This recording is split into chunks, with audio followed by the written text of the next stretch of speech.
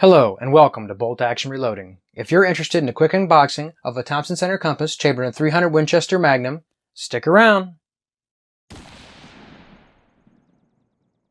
Welcome back to the channel. If this is your first time here and you want to see how I and the rest of the community here make our group smaller, start now by subscribing to the channel and hitting the bell icon. That way you get notified when I post new videos and you won't miss anything. Like I've said before, guys, I'm really not a huge fan of unboxing videos, but today I thought I would do a quick unboxing of the Thompson center compass chambered in .300 Winchester Magnum, show you guys what comes in the box, and talk about how this project is going to start on the channel.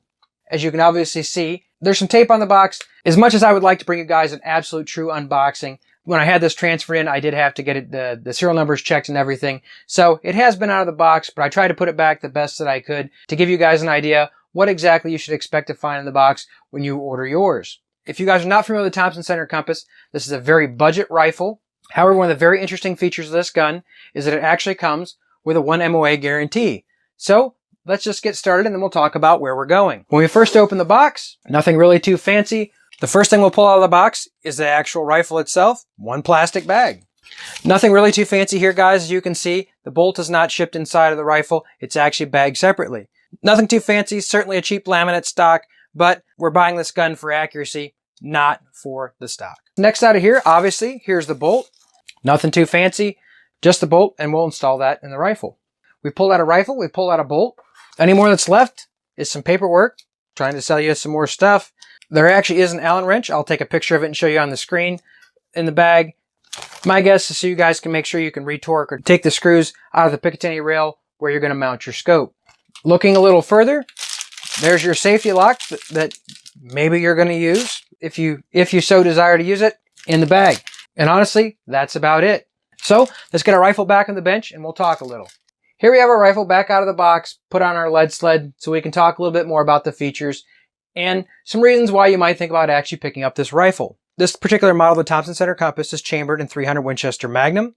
Their actual part number is 10077, just in case you're interested. Being that this rifle is chambered in .300 Winchester Magnum, it does have a 24-inch barrel and a 1 in 10-inch rate of twist. This rifle does come with a detachable magazine. This particular magazine holds 4 rounds plus 1 in the chamber. A couple other key features of note. The length of pull is 13¼ inches. The overall length of the rifle is 44 inches. The total weight is a very light 7.5 pounds. It actually comes with no irons, so obviously with the mounts on here, they're expecting you guys to put a scope on it. And I do actually believe that there is a kit rifle of this, at least at the time that I purchased it. There was a Vortex kit available with it that you could get for another additional $100, I think. You were able to get the scope and rings to go along with it. However, I really didn't want that scope, so I did not choose to go that way. Now, the theoretical manufacturer suggested retail price of this is $399, and I'm not even going to tell you that that's a bad deal if you were to pick it up for that price. However, if you guys aren't familiar with Johnny's Reloading Bench, it's one of the channels I follow, certainly a great channel, and I recommend him to anyone that's watching my channel. He has done some work with a 6.5 Creedmoor version of this rifle, certainly a popular model, and honestly the one I would have picked had I not already had a 6.5 Creedmoor rifle. I love it. It's a great caliber, and if you're just looking for a great all-around rifle, I certainly would recommend picking possibly one of these up, chambered in 6.5 Creedmoor. However, why I went with .300 Winchester Magnum is, if you're not familiar with the channel, I'll put a quick photo up. I do have another rifle chambered in .300 Winchester Magnum.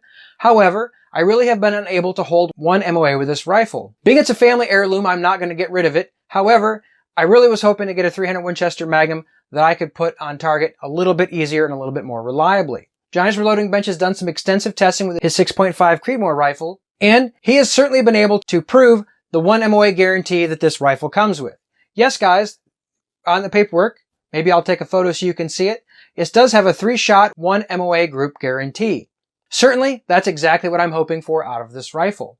Let's take the paper actually off the rifle and talk a little bit more about some of the other features. In case you guys were all interested, obviously this is a 3-lug bolt design if you didn't see a close-up of the bolt.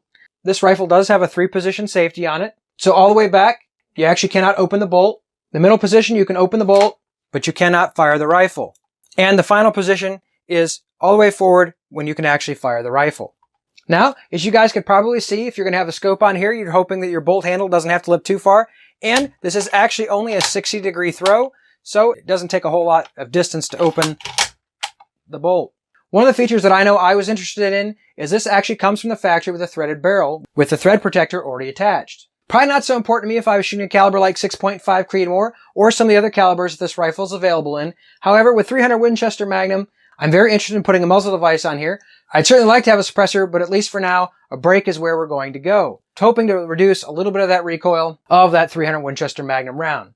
This is a fairly light rifle, and I expect the recoil to match that, and so having something on the end to mitigate that a little bit is certainly what I am interested in. Another key feature of this rifle is that it has 5R rifling, not only for accuracy, but hopefully to make it just a little bit easier to clean. One of the other things of note, this rifle actually also comes with an adjustable trigger.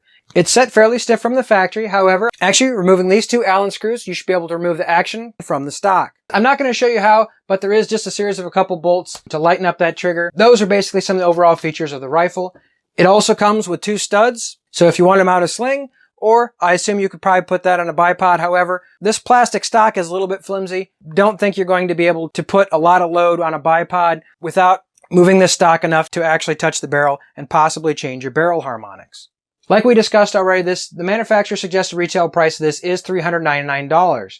However, I'm not sure if it'll still be out, but at the time I purchased this rifle, there was actually a $75 rebate from Thompson Center, and several retailers were selling it for $50 off the original price. After all the shenanigans, it was actually possible to get this rifle for just under $200, which, in my opinion, for a rifle that shoots under 1 MOA, is an absolute steal. If it shoots as well as they say that it's going to, I don't think we'll be disappointed whatsoever. And kind of sticking with the budget-minded, I'll show you what scope we're going to put on it.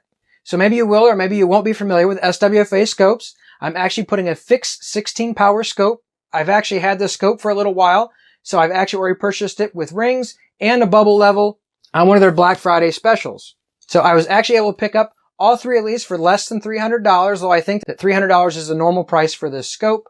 And so we've got a $200 rifle, a $300 scope and rings. Altogether, we're going to have around $500 in this straight from the get-go. And if this performs, that certainly is a bargain. You may be concerned with the cheap plastic stock, and I wouldn't blame you. However, I would point out, if this rifle shoots half as good as we think it's going to, it may easily be worth the investment to put a Boyd stock on this. Boyd's offers several aftermarket models of stocks that you can set this action right into that will certainly be much more rigid than the plastic stock that this comes with. However, we're going to give it a whirl the way it comes from the factory, see if we can put some holes in paper, and see actually what it'll do. If you guys are interested to find out how this rifle actually shoots, I encourage you guys to subscribe to the channel and hit the bell icon. That way you get notified when I post new videos about this and all the other things that I talk about here on the channel.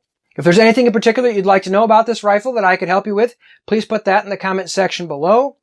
Though depending on when you watch this, there probably are going to be other models available.